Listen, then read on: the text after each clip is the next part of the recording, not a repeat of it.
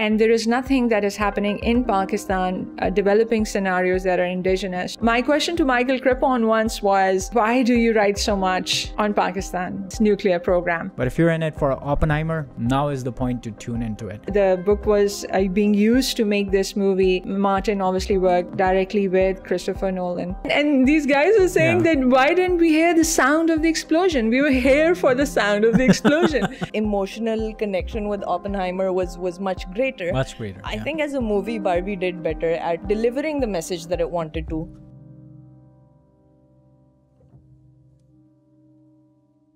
Hello and welcome to InferTalks, a podcast where we put you in the room with some of the biggest thought leaders from around the world. While you're with us on InferTalks, don't forget to check our micro-explainers on YouTube, Instagram, and TikTok. And now on InferTalks, joining me today is Dr. Rabia Akhtar, founding director of the Center for Security, Strategy, and Policy Research, and the School of Integrated Social Sciences at the University of Lahore. She's also a non-resident senior fellow at the Atlantic Council's South Asia Center. She's editor of Pakistan Politico and also author of the book, The Blind Eye, U.S. Non-Proliferation Policy Towards Pakistan from Ford to Clinton. And joining us is also Hajira Asaf, who's Director of Research at Infer Digital. Ladies, welcome to InferTalks. Thank you so much, Usama. Thank you so much. All right, so let's start our conversation. And my first question is, you both have crossed paths in the past. Tell us a bit about it. Where did that happen? I would start first. So I was hosting an international conference on nuclear history, the first ever in Pakistan, because Pakistan doesn't do declassification of documents. And prior to that, in 2016, in fact, there was no such conference where younger community, student community, scholarly community working on nuclear issues came together. So I was hosting this conference in 2016 at University of Lahore. And that's when I decided that I wanted the best and the brightest. And Hajira was definitely highly, highly recommended. And that's the first time that we met at University of Lahore in 2016. And ever since then, I've seen her growth, her evolution, and I couldn't be more prouder to have known her, engaged with her then, and seeing her immense potential. I'm so glad that she's working at Infer and doing great things. Oh, thank you so much, Dr. Rabia. That's immensely kind of you to say. For me, honestly, when I started out, when the nuclear history workshop was happening here at UOL, I did not expect to be sort of invited to a platform, to an exercise where not just my peers, but also individuals that I had learned so much from, my teachers, my mentors, they were all part of the same cohort. And we had a very sort of egalitarian sort of a setup where everybody got the chance to sort of contribute to that very, very interesting exercise. But Dr. Rabia was kind enough to have shared this wealth of declassified documents that she had access to. And, it could have been that, you could have made the choice to sort of gatekeep that information. But no, knowing Dr. Rabia, I mean, of course, that's what she wanted to do, is to open up that opportunity to as many people as she could, and sort of, bring that conversation over here. And I myself, honestly, I really admire Dr. Rabia's work and everything that she's done here at CSSPR, at UOL, and the kind of youth engagement that she brings to academic circles. So honestly, it's a huge privilege for me to be sitting next to you right now. And yeah, same here. So Dr. Rabia, now let me come to you and ask you about your academic journey. I'm sure the thought must have first come to you from somewhere that, this is what I really want to do. Where did that inspiration come from, and how was your academic journey like? So if I was to tell you that I never wanted to be a teacher, I did not want to be, a researcher. When I first did my master's in international relations, I was the 97-99 batch at Quaid-e-Azam University. I just didn't want to do IR. I always wanted to do applied psychology. That's what my bachelor's was in. But unfortunately, I just ended up, unfortunately at that time, I ended up doing IR from Quaid-e-Azam. And after that, I just did not relate much to the subject, even though Pakistan became a nuclear weapon state during my time at Quaid-e-Azam University in 98. My first job was with Serena Hotels. I was a sales coordinator for them because I just wanted to learn. Many people don't know about this part. No, not many. And I'm sure you've heard of Azam Jamil. Azam Jamil sir was my first boss. And ever since then, obviously, I've learned a lot from him. So for 1.5 years after my graduation from IR discipline, I was a Serena sales coordinator. Sold rooms in Serena properties, even overbooked some Serena properties, had immense learning. And then 9/11 happened, and a lot of foreign journalists and entities came to Pakistan. And I worked with CBS TV and USA Today as a fixer. Translated news for them, took them to the rallies, had my first tear gas experience. So that working environment and the global dynamics of it, pushed me to do another master's. So I went to the US again. I did a political science master's. And in that, I wrote a thesis looking at Pakistan's motivations and intentions of becoming a nuclear weapon state. So that was the first time really when in 2002, 2003, when I actually interacted with that subject. Then I came back to Pakistan, and my first teaching was at Fatma Jinnah Women's University. I was the head of the Department for Defense and Diplomatic Studies back then. And for several years, I did that. Again, not very much into the nuclear subject, but learning, and that was the beginning, I think.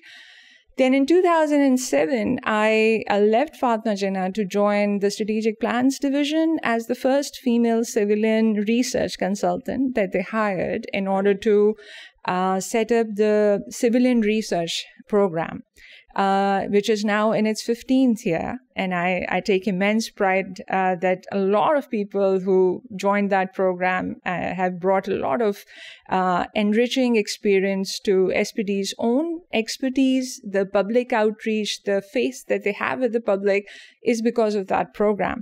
Then I went back to Fatma Jinnah.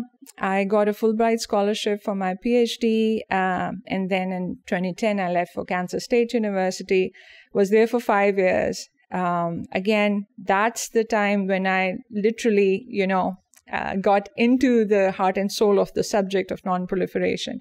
And, worked in presidential archives, worked in congressional archives, got to learn a lot, wrote the thesis, came back. And in 2015, I came to Lahore, settled in, got a job at University of Lahore. And then that's when I established the center. And a year later, in 2016, established the School of Integrated Social Sciences.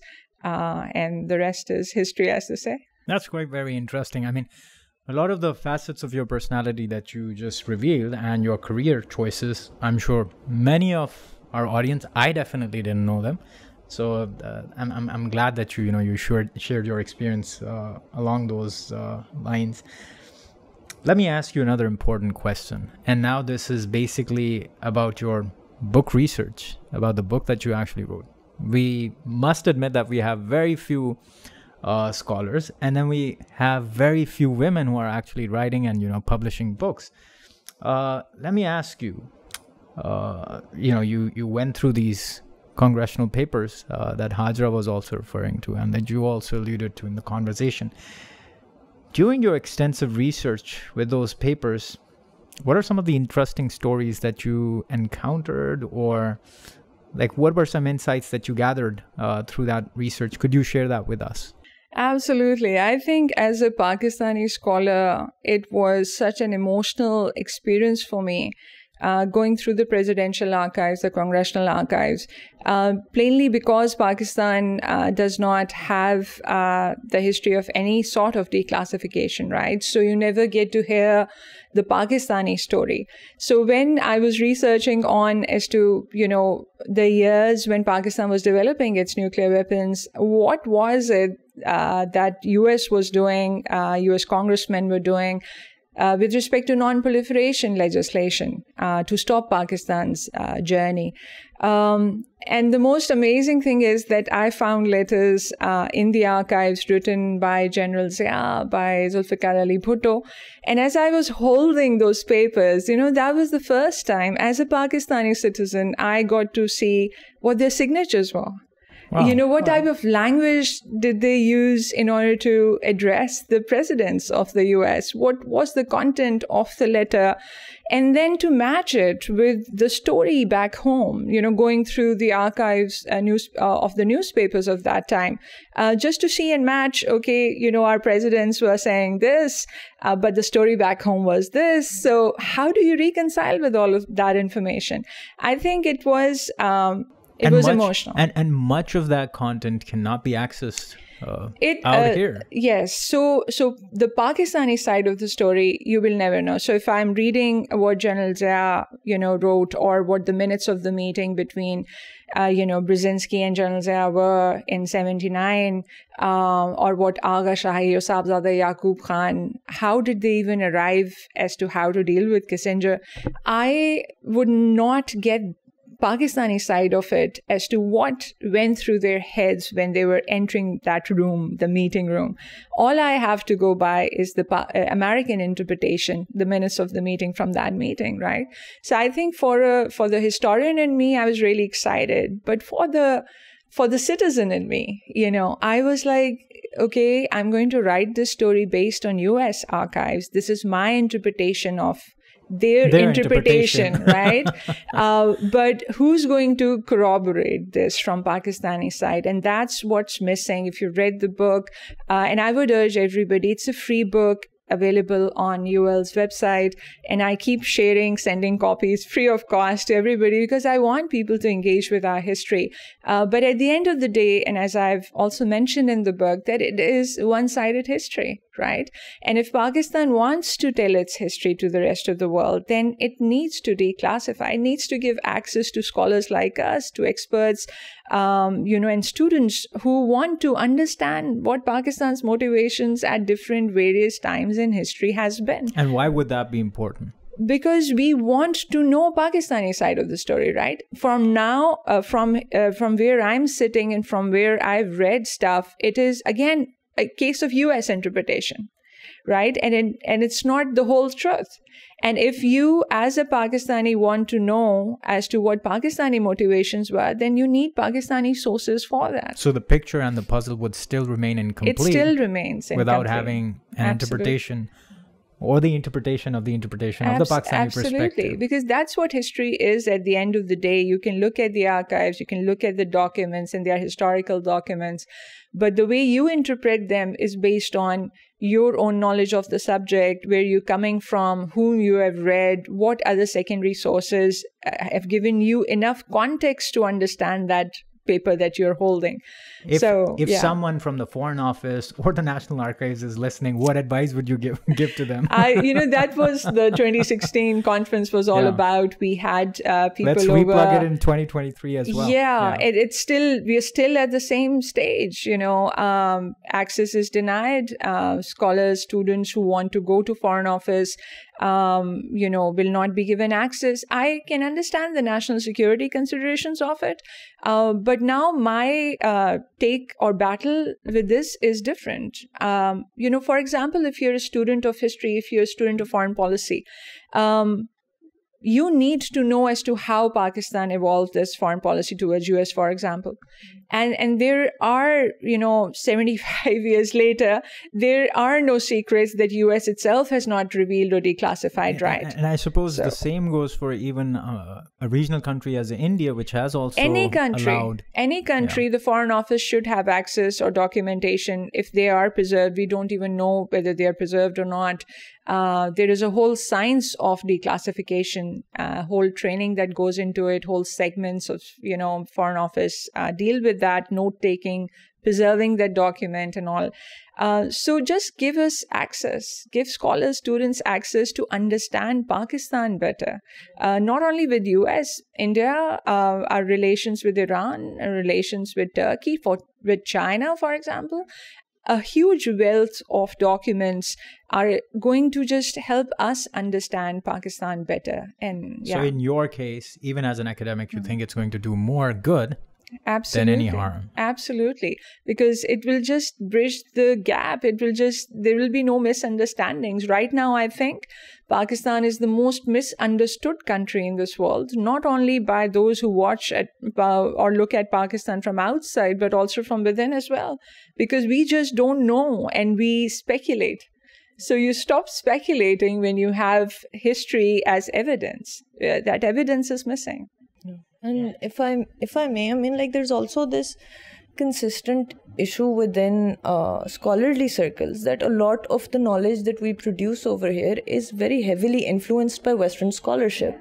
And if that also extends to our history, I mean, it is an intentional ceding of space, I would say, for someone else to write our narrative for us, to tell our story for us, and they might not, at the end of the day, have a clear picture or even the best interest of the nation at heart. Absolutely. And why would you be okay with the world telling your story? Yeah. Right? Why won't you want to tell your generations yourself? Yeah.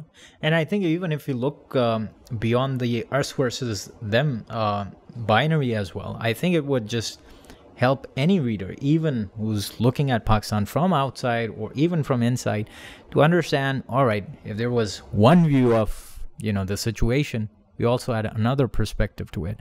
And so that helps you understand. Now, you looked at the motivations. That sort of helps you understand, okay, this is the primary, motivation that is mediating Pakistan's choices. And this is how the other actor is sort of perceiving them. Absolutely. And so many actors are involved.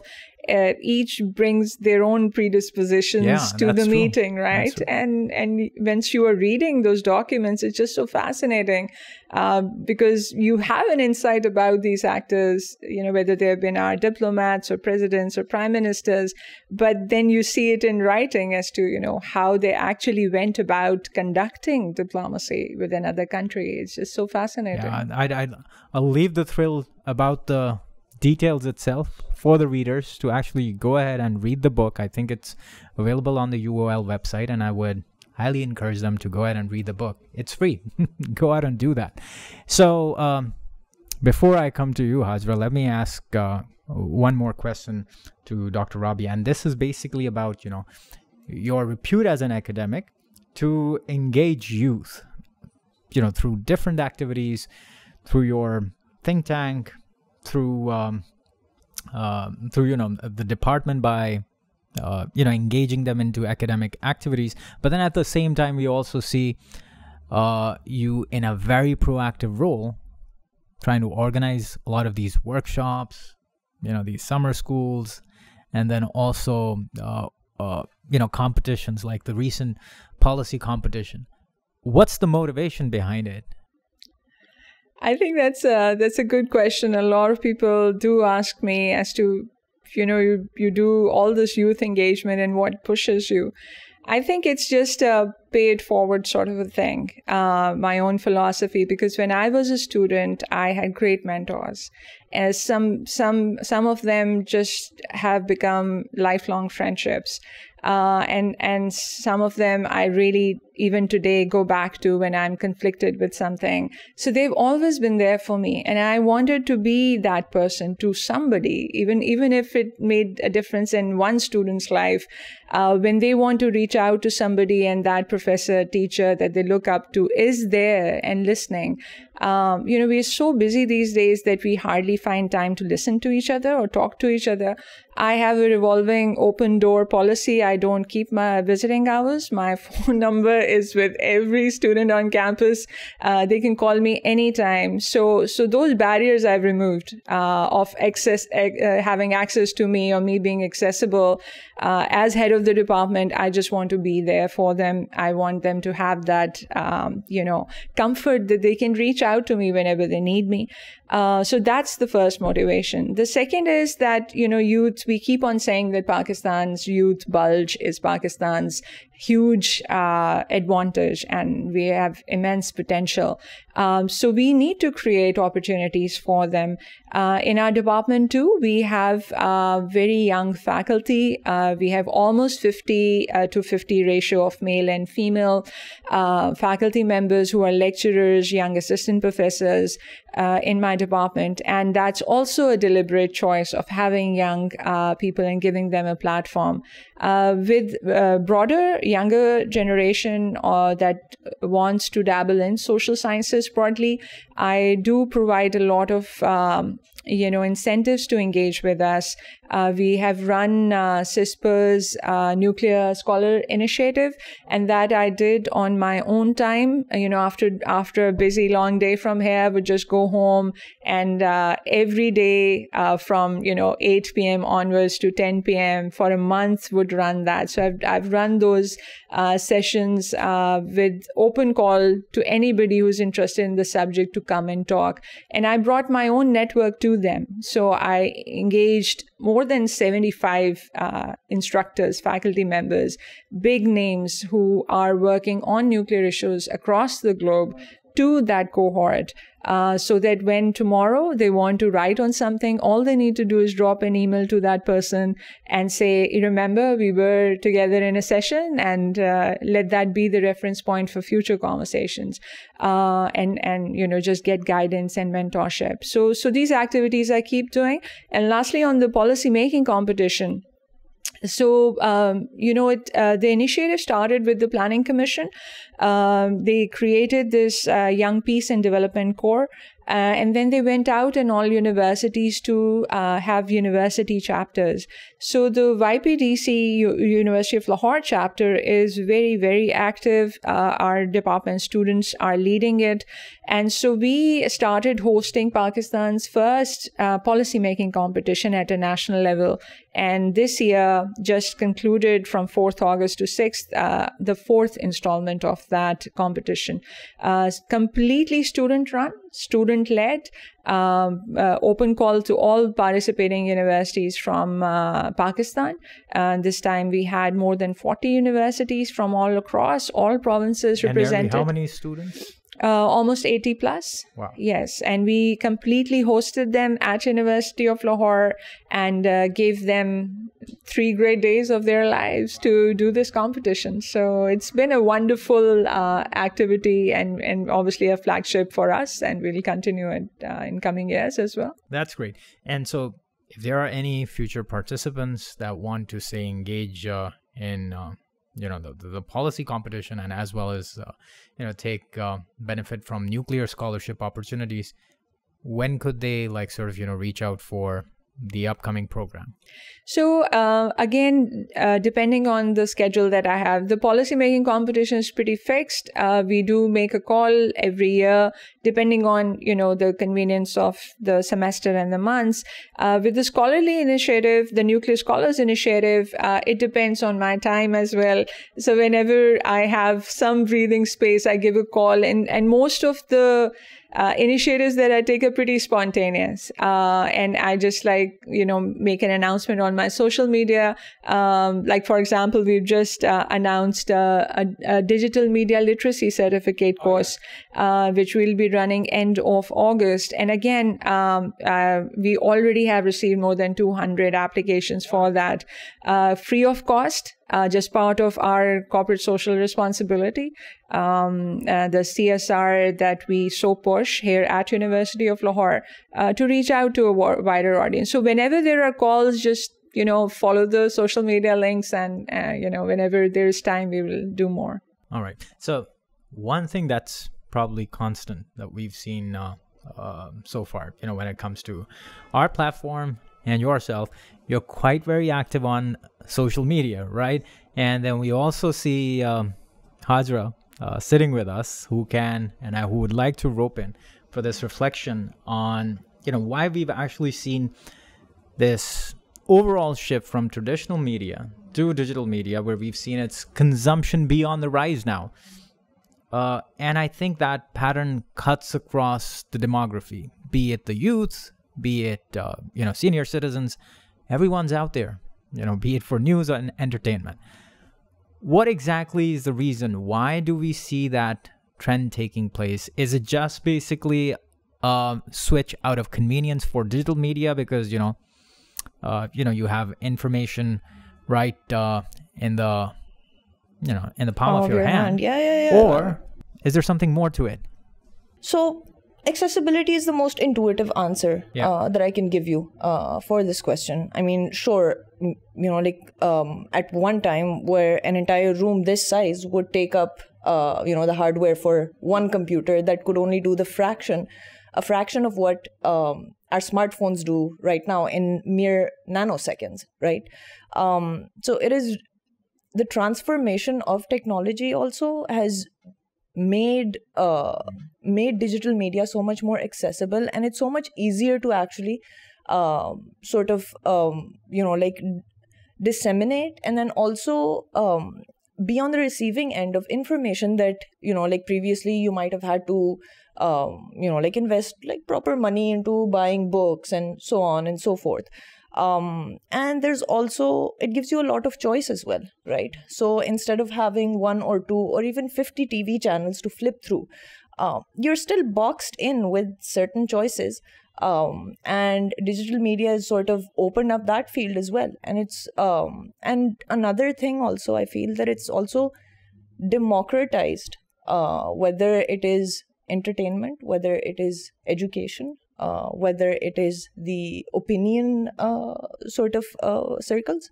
And it's also given you the ability to directly and in real time interact with the information that you're consuming, right?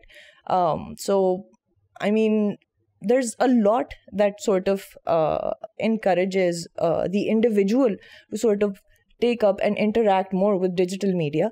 But then again, there's on the flip side, there's also a lot of reluctance when you see organizations or even, state institutions, so on and so forth, and sort of getting on that bandwagon, right? There's a lot of resistance to the change as well. So I don't think that digital transformation has entirely happened in sort of all sorts of ways.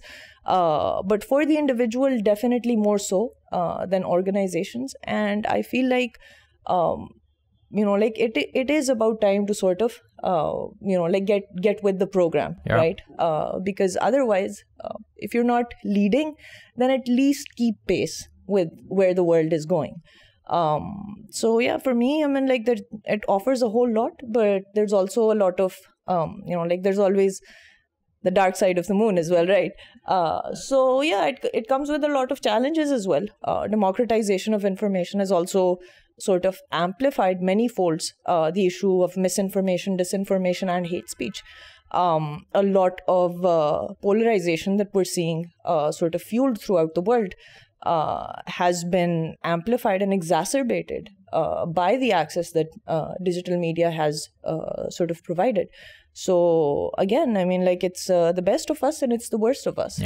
And you see it all over there. Yeah, I think when you speak of the democratization of the content, on one hand, we find these mainstream narratives, and on the other, we actually see these extremely, outlier narratives, in form of disinformation, misinformation, conspiracy theories, whatever you call them.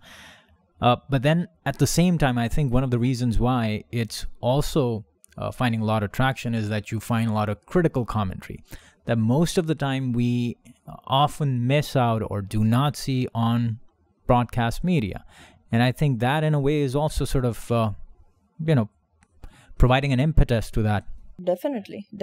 I mean, it has sort of, lifted a lot of those restrictions, but then also it has also taken away from a sense of ethics and responsibility in a certain way as well, right? So it's, I don't know, I feel like it's more of a reflection of society as it is. And as we learn to tolerate each other and each other's opinions, the differences that we hold, and not just tolerate but respect, I think that is when we're going to start seeing a bit of a more positive turn towards the kind of like information consumption cultures that we have in the digital spaces. But yeah, I hope I answered your question somewhat. You definitely have. Dr. Rabia, do you have any perspective on this very key issue that we're seeing? And I must admit that UOL has also been, making a lot of efforts to sort of, claim its own territory, its own turf in the digital media itself. So what are your thoughts on that? So I would agree with everything that, Hajira said. I do believe that it has reduced, because I deal with the students in our classrooms, I think digital media and their interaction with it has reduced their concentration spans. So when they're given to read books and big articles, all they want is a synthesis of it in like 2 lines or the characters that Twitter offers. Or TikTok. So that have sort of, diluted, I think, the essence of traditional learning methodologies. But having said that, I think teachers and professors, academics need to, like I just said, need to get with the program. So we are involving and including a lot of digital content, changing our teaching methodologies so that we could deal with these reduced concentration spans. You cannot no longer, stand in a classroom and have a monologue. Those days have passed because the students of today have this information at the tip of a click, and so while mobiles are allowed in classrooms, they are very quick to catch the teacher if the teacher is not up to the latest information on their subject and all. So I think while there are positives to it, there are negatives as well, and all of us are still evolving and learning. Students are learning, teachers are learning. That is one aspect that I believe that, is problematic. Other is, patience. I think to listen to another person's point of view, again, requires patience and tolerance. And social media, because it is removed from your consciousness that you're not looking the other person in the eye, gives you a lot of leverage to, say whatever is on your mind freely without being cast a judgment on. So that has, I believe, created this divide whereby people, they can express themselves with all the freedom that digital media or social media provides them. But then there is, this aspect where they are disrespectful because they can get away with it. They don't have to listen to the other side because they're not being judged on it. They could care less as to who the other person is. And I believe those are some of the social aspects of it that we need to study more and do some more research on, because those are some negative aspects. Right. And if I may add, I mean, like the fact that like serious organizations and serious academics like yourself are taking this seriously and sort of like really coming into the digital sphere also helps fasten the process of developing a healthy culture in these spaces. So yeah, the more conversations you will have, the more you will, realize as to what are the gaps that need to be plugged. Exactly. And our digital literacy workshop, the certificate course we want to do, basically talks about the ethics of digital media. Dr. Rabia, one more thing that I really need to draw your attention, or perhaps I must admit, your intervention on. And since you've been, undertaking all these efforts to build capacity of the youth, what plans do you really have about the students, the young people that you interact with, in order to, mold them or perhaps, nudge them or influence them to become, emerging scholars, either at the regional level, at the national, and the international level, particularly in the domain of strategic studies. How do you plan to go about doing that apart from the already existing initiatives that you've already undertaken out here? I think that's a tough question to ask somebody who is based in Lahore.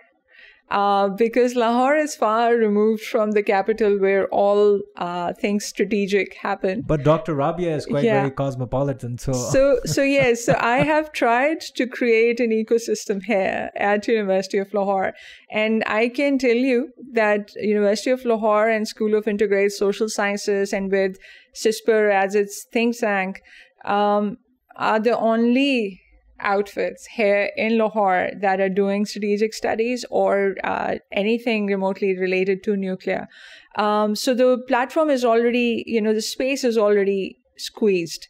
We don't find many students in Lahore coming from Lahore-based families who are interested in this, primarily because the culture of the city is more business-oriented. And so it is really a hard sell for the parents to send their kids here so that they could do social sciences, IR, international security, and stuff like that. So my audience is not just those based in Lahore. My audience is anybody who's graduating from defense and strategic studies, from IR schools in Islamabad, or defense and diplomatic studies, strategic studies at NDU. So all of these students who are graduating are part of my broader audience and initiatives as well. I believe that there is a need. Our strategic community is already very, very small. Mm-hmm. And you can literally count them. There was one day I was just sitting and talking to somebody. I said, okay, let me make a list. Let me make a list and give it to you right now as to how handful we are. The good thing is that there are many females, young females who have come into the field and are interested. But the opportunities are not too far and wide. And also because, if you're based in Islamabad, this subject has patronage of the nuclear establishment. So being far removed in Lahore also helps me because I'm not in that big ambit, but also need to work with the nuclear establishment to work on strategic issues. I think there is a need to develop some sort of a consortium. We are working on it. I'm not there yet. What do you mean by a consortium? Could you just of the strategic community itself? Just like we have, various councils. We even don't have in Pakistan a council of social sciences, what to say, of strategic studies, which again is a very, very niche area.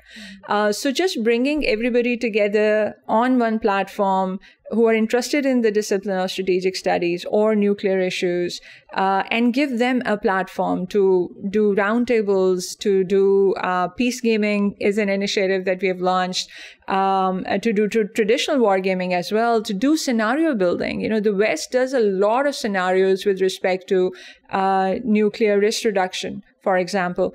And there is nothing that is happening in Pakistan developing scenarios that are indigenous. So I think there's a lot of room to work and creating synergies from people who are working on this subject, whether they're in Islamabad, Lahore, or other parts of Pakistan, bringing them together on a platform. We're not quite there yet. So with small initiatives like I've already talked about, just trying to create that space where once we will give a call for a national sort of a thing, people will join in because they'll be familiar with our previous initiatives. And how do crisis simulations and, peace gamings and war games really help both scholars and practitioners? What is the dividend that they're extracting out of it? Could you just walk us through very briefly? Sure. I would, relate it with the thought process that I had for this, related with the project that we're doing with BASIC. It's a think tank based in UK.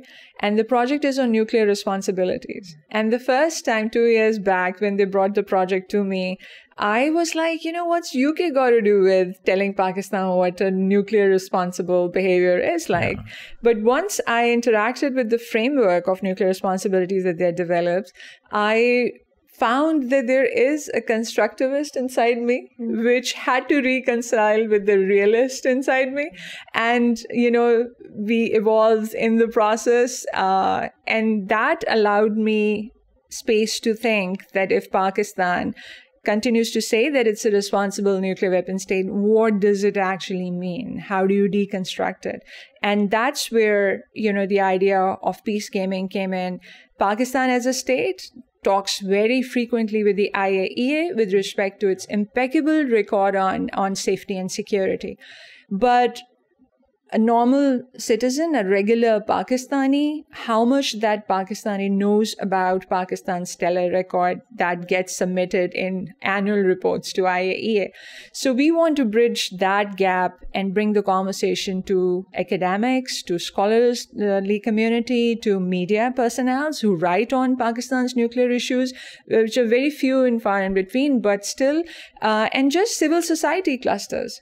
So I have this idea of bringing these various clusters together and then doing scenario building, because when West writes about Pakistan, my question to Michael Crippon once was, why do you write so much on Pakistan's nuclear program?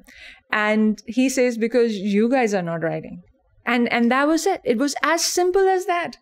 And it just helps me introspect that as an academic, I am making contribution, writing articles here and there. But what am I doing with respect to projecting Pakistan's narrative collectively? Right? So I'm not bridging gap between these clusters that I've talked about, civil society, media, academia, policy, bringing all of them together to project a national narrative that, yes, we are a responsible nuclear state and we think about these issues. So you don't need to worry about Pakistan's crisis management mechanism, for example, or Pakistan's crisis communication, because we are doing it ourselves. So zero scenario building is happening in Pakistan. So the idea of peace gaming was to bring all these clusters together, develop scenarios, do some gaming at our end, and then publish it so that the world knows that Pakistanis are thinking about the issues that matter to them, and not only the West is worried about it. All right, so if you've just tuned in, or you're probably interested in this part of the conversation, and I'll still encourage you, do follow the rest of the conversation as well. You'll find it worthwhile. But if you're in it for Oppenheimer, now is the point to tune into it. So, all right, Dr. Rabia, Hajira, let me rope both of you in for this bit of the conversation, because it really interests a lot of, nuclear history buffs and the physicists who've either watched the movie or are either familiar with, the protagonist, Oppenheimer himself. Let me ask you the question. You both have watched the movie. I must admit, I haven't. I gain to benefit from it, and those who haven't, or those who have, no spoilers. Yeah. So, but still, what was your respective impression of the movie when you watched it? So, I was really excited about it. And when I watched it, obviously I was dumbfounded, not only because of what the cinematic experience was, but also the history and the nuclear historian in me. So the movie is based on American Prometheus, which was a book written by Kai Bird and Martin Sherwin. And Martin Sherwin, I've had the privilege of meeting in a nuclear boot camp that is run by the Non-Proliferation International History Project, Wilson Center. 2014 was the first time I met him. And ever since, 2014, I've had several times, gone back to the boot camp as teaching faculty, where he was a fellow faculty member. And we have had great conversations about Pakistan's nuclear weapons program and the scientific community and the history behind it. So when the book was coming out, the book was being used to make this movie, Martin obviously worked directly with Christopher Nolan. It is quite unfortunate that he passed away and did not live to see the movie. But as I was watching the movie, I was telling myself, Marty probably would not have liked the way this had happened. And, constantly having this in my mind while I was watching the movie. But it's a great tribute to his research as well, based on the book. Overall, the movie is very dense. So, and it's all dialogues. So if you do not know about Cold War history, if you do not know about the characters as they have been played out, if you do not know about nuclear weapons, and the only thing that fascinates you is the mushroom cloud from the test that would push you to go watch the movie, you probably would lose out on a lot of nuances that have been, built in this movie. So I would suggest to all of those who are interested, only go watch the movie if you know the history, because otherwise you will not be able to relate to it. I'll just give you a brief anecdote before I'd love to listen to Hajira's comments on it. So when I was watching the movie, there were stairs. Mine was the last seat, and there were two guys sitting right next to me, but there were stairs in between. And when the Trinity test happens, I don't want to spoil it for you, but there is no sound of the explosion that comes. It's pin drop silence, because the effect is, that the explosion was brighter than the 1,000 suns, right? So that's what Nolan is trying to capture. So these two guys sitting right next to me, when it's pin drop silence and the test is happening, these two guys go ahead and say, यार वो धमाके की आवाज क्यों नहीं आई है? So, and I'm looking at them, and हम तो धमाके के लिए आए थे यहाँ पे. So that just I just couldn't stop laughing. And could you translate that? What would that mean? Yeah, and these guys were saying that why didn't we hear the sound of the explosion? We were here for the sound of the explosion. And the sound comes when the shock waves come. But that moment itself, for a lot of people, was a shocker the way it was captured. Right? Yeah. But I had a great time with the movie. It's a 3-hour long movie. It's very intense, and you cannot, if you miss a couple of dialogues, if you don't know history as to how it's placed, the years, the ideological competition between Soviet Union and US at that time, it will be very, very difficult for you to sit through the entire 3 hours. Wow. I can imagine, but Hajira, your comments, and probably, I'm going to start with this. And if you could also chip in, for those who are not experts in the field, could some kind of a primer maybe work, if they just go out, watch a YouTube video or read about it, and then probably go and watch the movie? By way of a primer, I would suggest, I don't know if you can find it on YouTube or not, but BBC did this wonderful documentary series, and it's called Nuclear Secrets, and a whole episode of that is dedicated to not just Oppenheimer, but the Manhattan Project in general. And the documentary series itself focuses on the rampant espionage and sabotage that was going on, behind the scenes of all of these major developments in the science of it, but also, the way it has shaped and transformed politics, global politics ever since. So catch that as a primer. I think it's half an hour, 40 minutes episode, but it will give you pretty much all the information that you need that you might miss out on in the movie. And what about the movie? Did it live up to your expectations? What are your thoughts? Honestly, I was so stoked ever since I saw the trailer, sometime much earlier this year, probably late last year. And I just could not, time just could not pass for me. I was like, when is this coming out? Because it's very rare to find that a big budget production with such a huge name behind it. Yeah. Focused on such a niche. It's like Dr. Rabia also mentioned earlier in the conversation, it's a very niche field. Absolutely. So very few people will sort of, have that sort of a background or context for it. And for me, the Manhattan Project just generally also was a point of interest in my studies as well. But I honestly, I left the movie a little disappointed. Oh, and why is that? Why is that? Was it probably your love for Barbie or Honestly, I did the whole Barbenheimer routine. okay. I went to see Barbie first, and Oppenheimer after that. And while like my emotional connection with Oppenheimer was much greater, I think as a movie, Barbie did better at delivering the message that it wanted to deliver. Whereas Oppenheimer, as a geek and as an enthusiast of nuclear history, I thoroughly enjoyed the fact that I could watch something of this scale on a big screen. But for me, I felt like a lot of the sort of contributors of the Manhattan Project could have gotten a little more of a mention.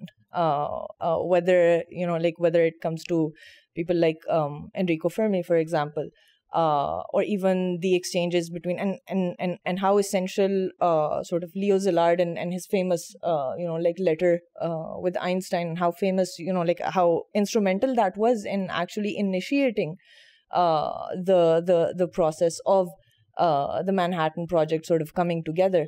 I feel like a little bit of context on these things would have just uplifted the movie so much more. And then another thing that I sort of thought could have gotten a little bit more mention was the role of Klaus Fuchs, not just in the contributions that he made that made the development of the doomsday devices, as they called them back then, possible, but also the role that he played in sort of proliferating that technology, then later on enabling the USSR to sort of build their own atom bombs. But other than that, it was a visually very stunning experience. I mean, it's honestly, at the end of the day, it's Christopher Nolan who he sort of keeps you, mysteriously engaged, probably guessing about what's about to happen. Why is that thing happening? He's probably has that very peculiar way of basically, going about his storytelling itself.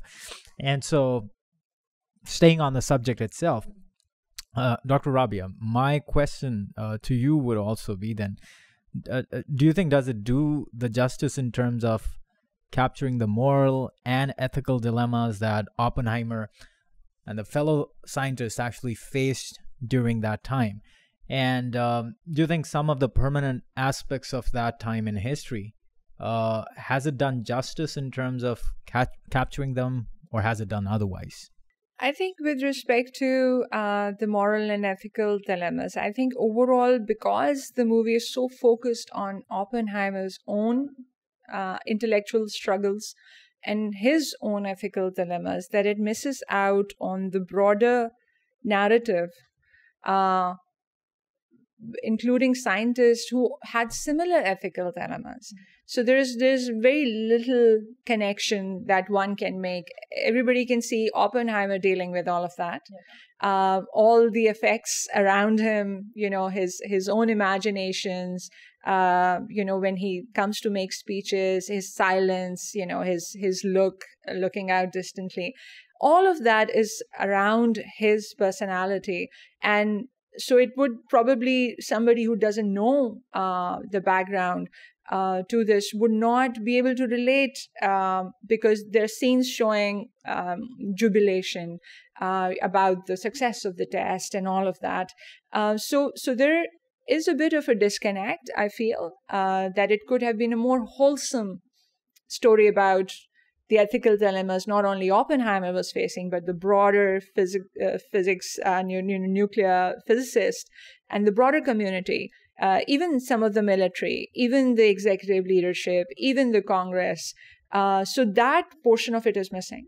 And secondly, I think, he's the director is criticized for not showing the impact of the bomb itself when it was dropped. And just to bring all of it home, the idea as to how dangerous these weapons are and relate it with the contemporary times, I think that was missing, because the generation today who's going to go watch Oppenheimer does not take away the idea that nuclear weapons should be eliminated. And so because I understand those are very horrific maybe scenes. Those weapons are for deterrence and not meant for use. Yeah, so that did not come out clearly, right? And why would they be weapons of deterrence? Why are they weapons of peace for the longest peace that we have seen in history since 45 till this point in time? That message does not, it is not a home run. At least I understand because, I have studied the subject, Hajira has studied the subject. We understand the downside of nuclear weapons, right? But somebody who is fascinated by the awesome destructiveness of these weapons does not get to take home the message that should have come from the misery, from the generational impact of the use of nuclear weapons on these two cities in Japan. That would have probably, brought this entire conversation home. That why is it important to talk about nuclear weapons, their destructive power, what does it do, the generational impact it has, people who, in fact, people who were part of the original Trinity Test had severe health issues, and nothing of it, hits home with respect to that. So it's all about Oppenheimer. I don't have a problem with that. The problem is that the larger message is missing. It is about him, his ethical dilemmas, not relating to the broader community that surrounded him, and what message this generation is going to take home, that it's all right to have that kind of power that these nuclear weapons bring. But what did their use do? That aspect is completely missing. I understand, I've heard him talk about several places that he did not want that footage to be included. He didn't want any documentary footage to be included. But then with this generation, which is so graphic, how do you leave them without that message? So that message can not only be conveyed through dialogues, and that's where I believe some footage to make it more relatable as to why we need a world without nuclear weapons is important. So that message to me did not come. And so, Hajira, what was your take, on some of these moral dilemmas and the ethical issues that people back then confronted, and other aspects that we've already, sort of highlighted? What exactly is your take about that? So my take basically is that are we talking about the film or just generally? No. I mean, generally about the question that we probably covered or have actually covered as a part of our conversation, and some of the points that Dr. Rabia has raised. What's your take about it? Right. So for me, the film, as well as this chapter in history, has some very interesting anecdotes hidden here and there. And I think that can also sort of give us a sense of how huge this development, this achievement was. Just the development of the bomb itself, I mean, it was not just for a military objective, but a lot of these scientists were genuinely engaged in that project because it was an opportunity that they could have the funding to progress their science, to actually bring it from theory down to experimentation. They had the whole sort of infrastructure in place. And then also something that we should consider, particularly right now when we have such a global migration crisis, that the Manhattan Project would not have been possible without the contributions of migrant scientists. Again, the names that I mentioned earlier as well, most of them had fled fascist regimes back in their own countries, and they had found refuge within the United States. And for that also, those moral dilemmas also, I feel like, deserve to be spotlighted in the sense that it was also in opposition to the rising or emerging fascism in Europe at the time, that sort of motivated these people to contribute in a way where developing all of this within a span of 4 to 5 years, it is unthinkable if you try and sort of take out that extraordinary sense of moral motivation for this achievement. And so that also, I feel, deserves a bit of a mention. And then the fact that, I'm sorry, I kind of lost my train of thought over here. What was the question again? It was basically about the moral and ethical dilemmas that the scientists actually face. And so once that moment was reached, right, and, you know, like all the celebrations and everything in place, then came the point where actual nuclear use was being pondered upon. And there's this very, you know, like it's a very short and very sort of understated scene in the movie where, you know, like the decision of which cities, you know, like the bombs should be dropped on. And there's this very, you know, like famous scene where the, I believe it was Henry Stimson. Secretary of War. Yeah. And he automatically, just like right off the bat, crosses off Kyoto from the list.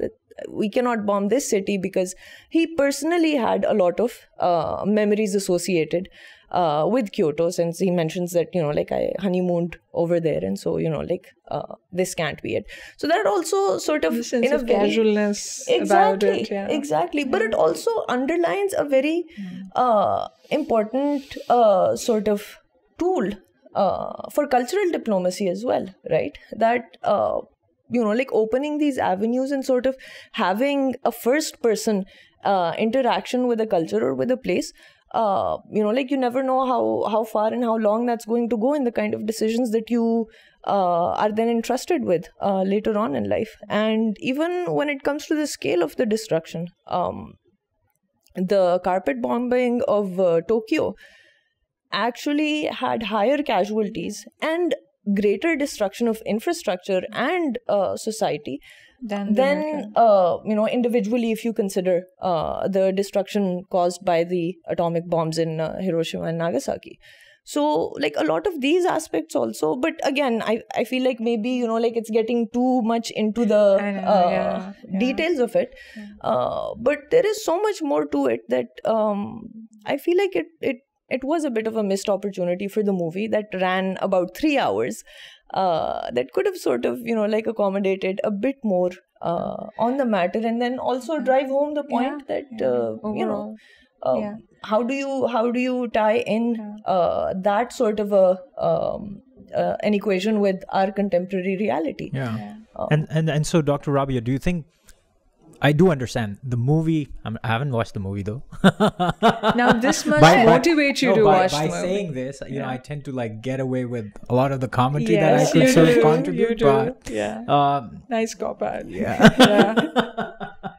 But using this excuse, you know, my next question is, so I haven't watched the movie, so I think I could probably have this benefit of doubt and probably get away with it.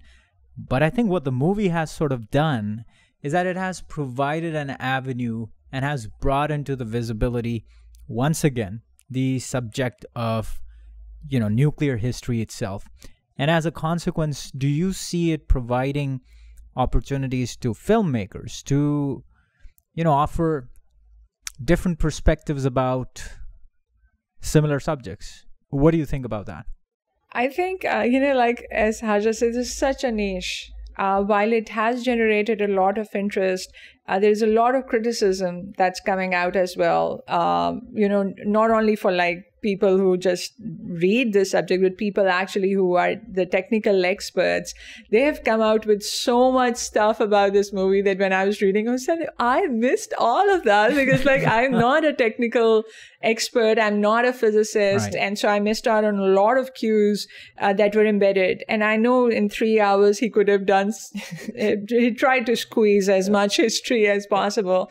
But the fact that it has brought a renewed interest in the subject is a good thing. But I do not see anybody else pulling off what Nolan has pulled off. And again, as to how people interact with it. One fascinating thing when I came out was as to what parallels Oppenheimer had with A.Q. Khan. Oh, yeah, for sure. And, those who, work on Pakistan's nuclear history, once they will watch the movie, they would realize the kind of treatment that Oppenheimer went through, in the years that he was being investigated for communist sympathies. It's just amazing. So I think, a lot of parallels with respect to as to how difficult it was for Pakistan itself, the kind of scientists who were involved when they came together, the national interest, all of it, there are certain parallels, with the Pakistani program as well, and A.Q. Khan particularly.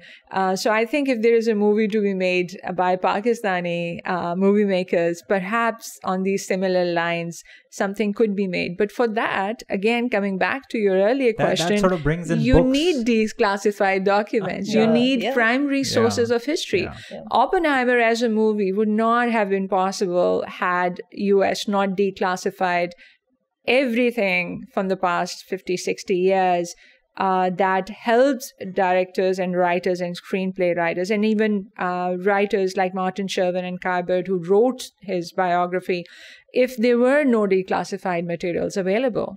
So that tells you that you cannot make up this history. This is not fictional. It happened. And so people have a right to that history.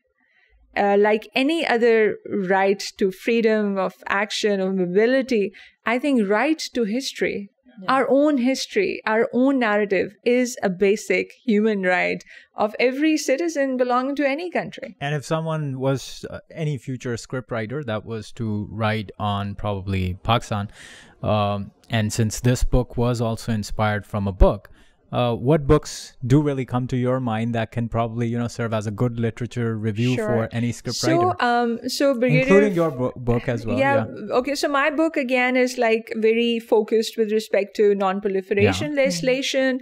Doesn't have much of a drama in it. Right. But what other books come to your mind? But Brigadier Feroz Hassan Khan's Eating Grass is a phenomenal book because he has built his work on a lot of primary source interviews of people who were part of the program. And then Dr. Mansoor Ahmed's book, which talks about the organizational push and pull and the bureaucratic politics between the Pakistan Atomic Energy Commission and the KRL laboratories, brings out the tensions between these two organizations. So if somebody was to make a movie of, A.Q. Khan and KRL giving Pakistan the uranium route and Pakistan Atomic Energy Commission, who was working both on the uranium and the plutonium route, I think his book definitely has a lot of juice in it, enough for a drama-based movie. But I think both these books together have enough primary source material in them to give it to somebody who was to give it a go. So, Hajira and Dr. Rabia, my last question is, speaking about, the different perspectives that can definitely come out of movies like these, what would be other areas? I mean, you did speak about Pakistan. What could be other areas where, scholars or filmmakers can also focus on to, provide a different perspective to a lot of these intricate issues? I think the scientific community itself deserves a lot of applause for especially the international sense of the project. Manhattan was truly an international project. That is one thing. The other is, building it around, deterrence issues, for example, as to why, deterrence is important and relating it to today's world of emerging technologies with their disruptive impact. Every country just needs to work in ensuring that deterrence does not fail. And we are not even closer because every country is using emerging technologies and AI to find to gain an edge, right? And to neutralize another country's deterrence, which is moving towards nuclear risk reduction. Or probably play with it. And then I think non-proliferation itself or proliferation itself, the history of proliferation probably is something that really is fascinating, because even today, even though you only have 9 nuclear weapon states in the world, moving forward, what are some of the motivations for countries to even consider nuclear weapons? Because they still find huge relevance in the security and strategic doctrines of countries like United States, China, all the P5.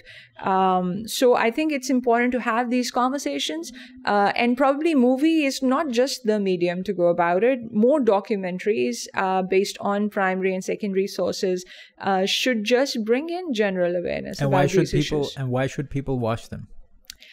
If they are interested in protecting this world, if they are interested in understanding as to why a particular country has nuclear weapons or why a particular country wants a nuclear weapon, then I think a general understanding about the role nuclear weapons play in each country's security calculus is important. And for that, not only Cold War history or post-Cold War history, but current nuances of as to how we have already entered into the most destabilizing phase with arms control architectures coming down and no promise for the future that these weapons will not be used. Moving towards battlefield use of these nuclear weapons has blurred the line between the conventional and the nuclear. And I believe that anybody who has any stake in making this world a safer, peaceful world should be interested in these issues. Hajira, your take on these two questions? I don't think I can elaborate any further or better than Dr. Rabia has, but just one thing that I'd like to sort of, add to what she's just said is that with non-proliferation treaties and arms control treaties sort of on a downward trend right now, very little hopes for renewal of agreements that have basically been the foundation of international nuclear arms control regimes. There's also a certain need for realizing that unless and until as you mentioned, 9 nuclear weapon states, but not all 9 enjoy a similar status. Not all 9 states enjoy the title of legitimate nuclear weapon states. And so that is also something that I feel needs to be a more open, critical, and a more robust conversation as to how could the incentivization of legitimization of the status of a nuclear weapon state, could that bring in more responsible behavior internationally? Because at the end of the day, and I know it's not exactly pertaining to nuclear politics, but there is a lot of conversation around this concept of inclusion, right? And how incentivizing inclusion sort of that inculcates a certain sense of belonging, and then thereby sort of a greater sense of responsibility and sort of giving back. And so that is also one aspect that I feel has sort of died down in the past few years. And with the NPT review coming up, I would love to see if there's been any change in that sort of conversation, because after the NPT now we also have the Treaty on the Prohibition of Nuclear Weapons that completely outlaws not only nuclear use but also possession of nuclear weapons, and how that treaty is going to do, because so far I don't think any nuclear weapon state has signed that treaty. So I don't know where that is going, even though the spirit and the spirit and all I really appreciate and I would love to support. But what are the diplomatic negotiations happening in in the shadows, let's say, or even out in public, to sort of convince nuclear weapon states? Because at the end of the day, those who do not have nuclear weapons signing these treaties, what is that going to do to improve or even reduce the threat of You need nuclear weapon buy-ins use. from nuclear weapon So states, what yeah. is happening on that sort of that's a conversation that I've genuinely really felt that is completely missing from the discourse. So yeah. Dr. Rabia, Hajira, Yeah. thank you for taking out the time and for making this conversation possible. Thank you so for much. asking such great questions, Usama. Pleasure Thank is you. all mine, and pleasure is for Infer, indeed. Thank you. Thank you so much for staying with us through this conversation with Dr. Rabia Akhtar and Hajira Asaf Khan. Our team works very hard to make this work possible, and it would mean the world to us if you would like and share our content to show your support. And if you'd like to stay informed on upcoming podcasts and other work, please hit the bell icon.